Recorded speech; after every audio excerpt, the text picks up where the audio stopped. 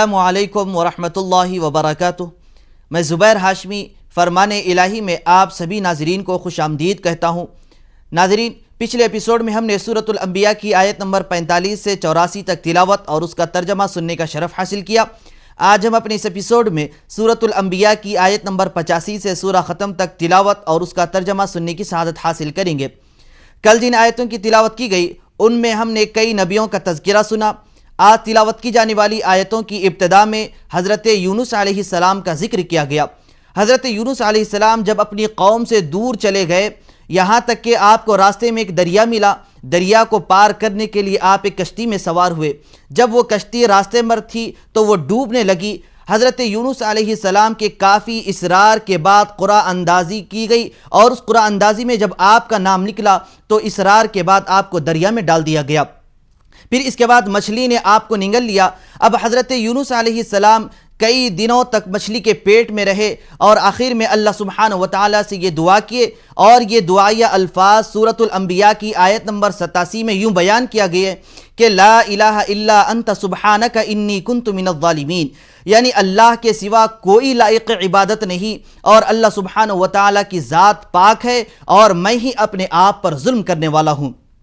تو ناظرین محترم، اس طریقے سے اللہ سبحانہ وتعالیٰ نے حضرت یونس علیہ السلام کو مچھلی کے پیٹ سے نکالا۔ تو اب یہاں پر ہمیں یہ معلوم ہو رہا ہے کہ جو کوئی بندہ اللہ سبحانہ وتعالیٰ پر کامل بھروسہ رکھتا ہے تو اللہ سبحانہ وتعالیٰ اس کی حفاظت فرماتا ہے ہر حالت میں، چاہے وہ مچھلی کے پیٹ میں ہو یا پھر کسی اور جگہ پر ہو یا کسی اور مقام پر بھی ہو۔ اور اس طریقے سے اس آیت سے اس کی شان بھی یہ معلوم ہو رہی ہے کہ جو کوئی بندہ کسی مصیبت کے وقت یا پریشانی کے وقت اس آیت کریمہ کو پڑھے گا تو اللہ سبحانہ وتعالی اس آیت کی برکت سے اس کی مصیبت اور اس کی پریشانی کو دور فرما دے گا۔ تو آئیے ناظرین، اسی کے متعلق اور معلومات حاصل کرنے کے لیے سنتے ہیں سورۃ الانبیاء کی تلاوت اور اس کا ترجمہ۔ اعوذ باللہ من الشیطان الرجیم،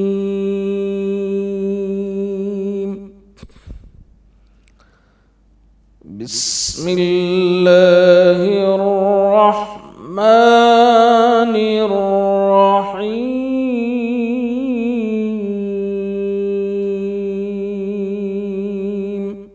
شروع کرتا ہوں اللہ کے نام سے جو بڑا مہربان نہایت رحم والا ہے۔ وَإِسْمَاعِيلَ وَإِدْرِيسَ وَذَا الْكِفْلِ كُلٌّ مِّنَ الصَّابِرِينَ وَأَدْخَلْنَاهُمْ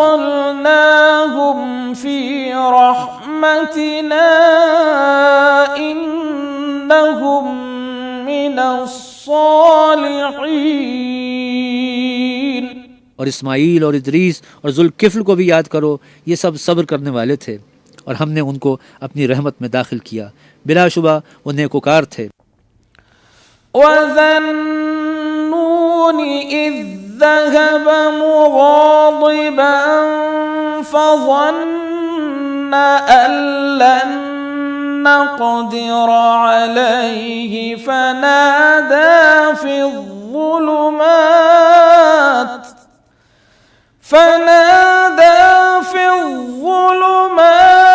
أَن لَّا إِلَٰهَ إِلَّا أَنتَ سُبْحَانَكَ إِنِّي كُنتُ مِنَ الظَّالِمِينَ۔ اور ذوالنون کو یاد کرو جب وہ اپنی قوم سے ناراض ہو کر غصے کی حالت میں چل دیے اور خیال کیا کہ ہم ان پر قابو نہیں پا سکیں گے، آخر اندھیرے میں اللہ کو پکارنے لگے کہ تیرے سوا کوئی معبود نہیں، تو پاک ہے اور بے شک میں قصوروار ہوں۔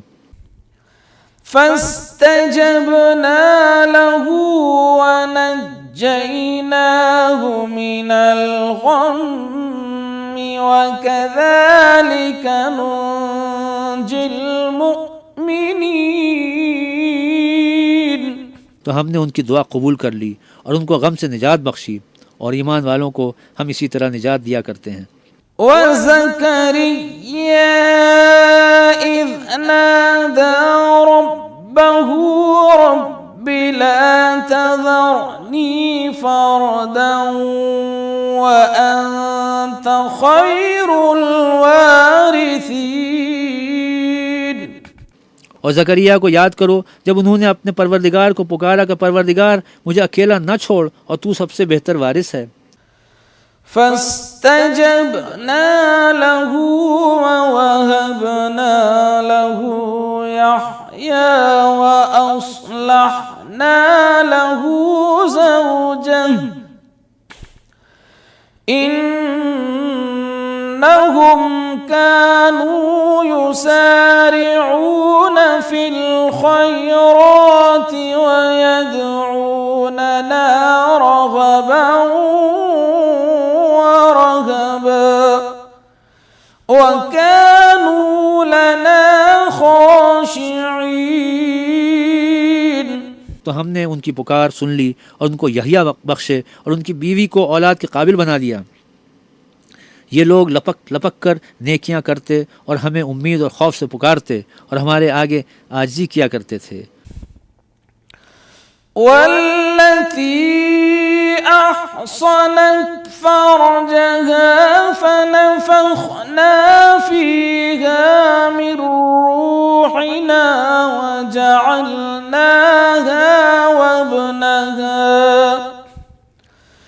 وجعلناها وابنها آية للعالمين. اور ان مریم کو بھی یاد کرو جنہوں نے اپنی عفت کو محفوظ رکھا تو ہم نے ان پر اپنی روح پھونک دی اور ان کو ان کے بیٹے کو اہل عالم کے لیے نشانی بنا دیا. إن هذه أمتكم أمة واحدة وأنا ربكم فاعبدون. یہ تمہاری جماعت ایک ہی جماعت ہے اور میں تمہارا پروردگار ہوں تو میری ہی عبادت کیا کرو. فرمان الہی میں سورۃ الانبیاء کی تلاوت اور ترجمے کا تسلسل جاری رہے گا. ہم ملتے ہیں ایک مختصر سے وقفے کے بعد دوبارہ آپ سبھی کا خیر مقدم ہے. ناظرین محترم، آج تلاوت کی جانے والی دیگر آیتوں میں اللہ سبحانہ و تعالیٰ نے حضرت زکریا علیہ السلام کا بھی ذکر فرمایا. حضرت زکریا علیہ السلام اپنے لیے اپنی اولاد کی دعا مانگی تو اللہ سبحانہ و تعالیٰ نے آپ کی دعا کو قبول فرماتے ہوئے حضرت یحییٰ علیہ السلام کو عطا فرمایا. اسی طریقے سے حضرت مریم علیہ السلام کا بھی ذکر کیا گیا، آپ کی عفت، عصمت اور پاک دامنی کو بیان کیا گیا. اللہ سبحانہ و تعالیٰ اپنے بندوں پر بے انتہا مہربان ہے، رحم فرمانے والا ہے. جو کوئی شخص ایک نیک عمل کرتا ہے تو اللہ سبحانہ و تعالیٰ اس کو برابر بدلہ عطا فرماتا ہے. جیسا کہ سورۃ الانبیاء کی آیت نمبر 94 میں ہے کہ اللہ سبحانہ و تعالیٰ نے یہ ارشاد فرمایا کہ اگر کوئی شخص حالت ایمان میں ایک نیک عمل کرتا ہے تو اللہ سبحانہ و تعالیٰ اس کی کوشش کی ناقدری نہیں کرتا، بلکہ اس کو اس کے حساب سے ضرور بدلہ عطا فرماتا ہے اور اس میں ذرہ برابر بھی کمی نہیں ہوگی. اسی طریقے سے دیگر آیتوں میں یہ بتلایا گیا کہ جو قوم اپنی نافرمانی اور سرکشی کی وجہ سے ہلاک کی گئی تو وہ قوم دوبارہ لوٹ کر آنے والی نہیں ہے. تو ناظرین محترم، اسی کے متعلق اور معلومات حاصل کرنے کے لیے شامل ہو جاتے ہیں سورۃ الانبیاء کی تلاوت اور اس کے ترجمے کے ساتھ. وَتَقَطَّعُوا أَمْرَهُمْ بَيْنَهُمْ كُلٌّ إِلَيْنَا رَاجِعُونَ. اور یہ لوگ اپنے معاملے میں باہم متفرق ہو گئے مگر سب ہماری طرف رجوع کرنے والے ہیں. فَمَن يَعْمَلْ مِنَ الصَّالِحَاتِ وَهُوَ مُؤْمِنٌ فَلَا كُفْرَانَ لِسَعْيِهِ وَإِنَّا لَهُ كَاتِبُونَ. جو نیک کام کرے گا اور مومن بھی ہوگا تو اس کی کوشش رائے گا نہ جائے گی اور ہم اس کے لیے ثواب اعمال لکھ رہے ہیں. وَحَرَامٌ عَلَى قَرْيَةٍ أَهْلَكْنَا أَنَّهُمْ لَا يَرْجِعُونَ. اور جس بستی والوں کو ہم نے ہلاک کر دیا محال ہے کہ رجوع کریں، وہ رجوع نہیں کریں گے۔ حتى إذا فتحت يأجوج ومأجوج وهم من كل حدب ينسلون، یہاں تک کہ یاجوج اور ماجوج کھول دیے جائیں اور وہ ہر بلندی سے دوڑ رہے ہوں۔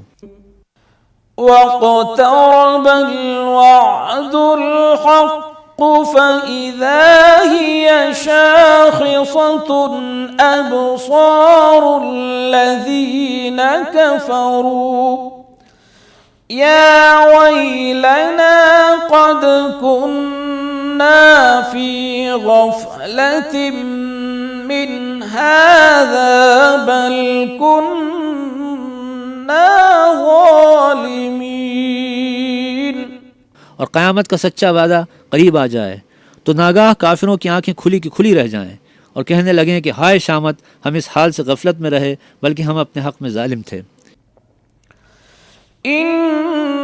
إنكم وما تعبدون من دون الله حصب جهنم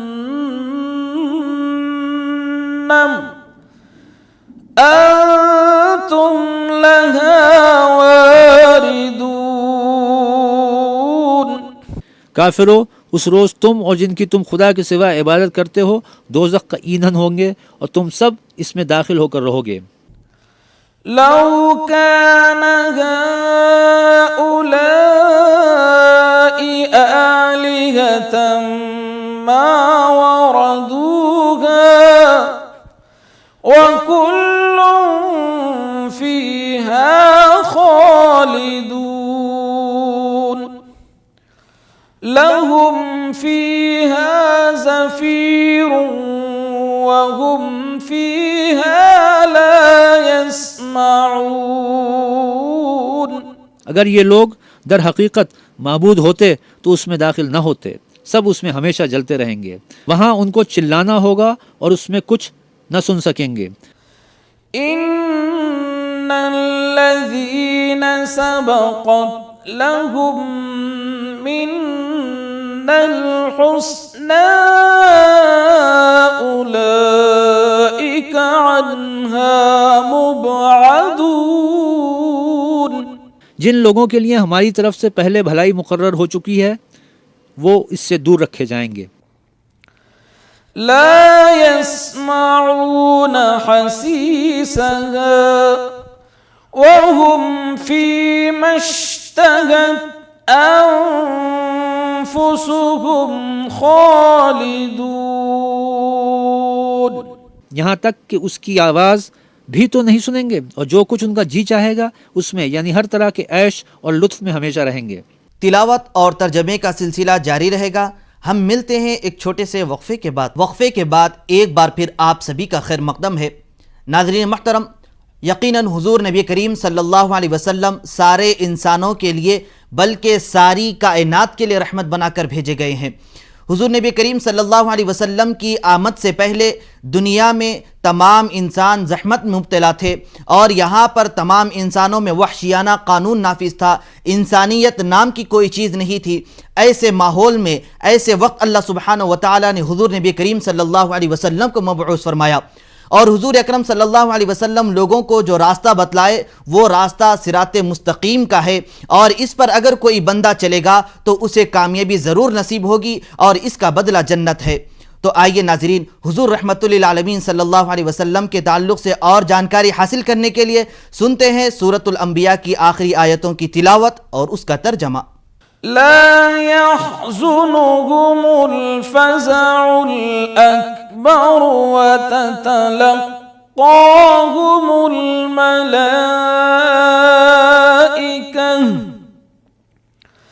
هذا يومكم الذي كنتم توعدون۔